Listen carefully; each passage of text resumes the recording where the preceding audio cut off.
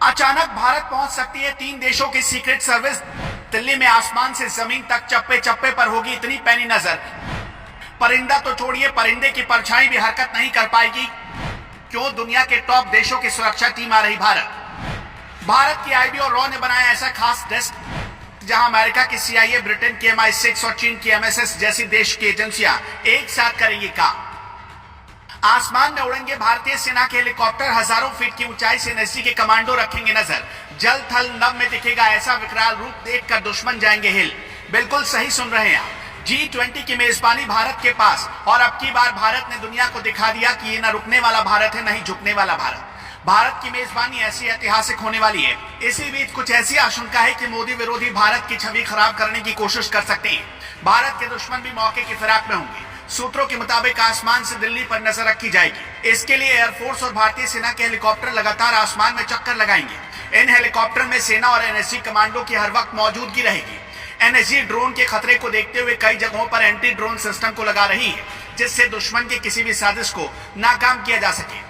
साथ ही दिल्ली की high rise बिल्डिंगों पर NSG और सेना के स्नाइपर तैनात होंगे। अगले महीने G20 समिट को देखते हुए दिल्ली में सुरक्षा व्यवस्था के कड़े इंतजाम किए जा रहे हैं। G20 समिट में आने वाले राष्ट्र अध्यक्षों की सुरक्षा के लिए उन देशों की सुरक्षा एजेंसियां भी भारत आने लगी हैं। सूत्रों से मिली जानकारी के मुताबिक आईबी और रॉ में खास डेस्क बनाया गया जो अमेरिका के CIA, ब्रिटेन की MI6 और चीन की MSS जैसे देशों की एजेंसियों से लगातार संपर्क में है। दिल्ली के जिन होटल में G20 मेंबर देश के राष्ट्रपति या प्रधानमंत्री रुकने वाले हैं, उन होटलों की सुरक्षा के साथ साथ कार्यक्रम स्थल तक आने जाने वाले सभी रास्तों की जानकारियां भी इन देशों की सुरक्षा एजेंसियों के साथ शेयर की जा रही है, जिससे आपसी सहयोग के जरिए सुरक्षा के बेहतर इंतजाम किए जा सके। सूत्रों के मुताबिक G20 समिट की सुरक्षा को लेकर Delhi police, national security guard, paramilitary forces के साथ साथ सेना के अधिकारियों के साथ कई राउंड की बैठक हो चुकी है। जानकारी के मुताबिक G20 समिट को देखते हुए NSG की 1 दर्जन से ज्यादा टीमों को वेन्यू और दूसरी जगहों पर तैनात किया जाएगा। मेहमान जिन होटलों में रुकेंगे वहां दिल्ली पुलिस की स्वाट टीम के साथ अर्धसैनिक बलों की तैनाती होगी। G20 सम्मेलन को लेकर सितंबर में 3 दिनों के लिए दिल्ली थम जाएगी। 7 सितंबर की आधी रात 12 बजे से जो जहां होगा वहीं रुकना पड़ेगा।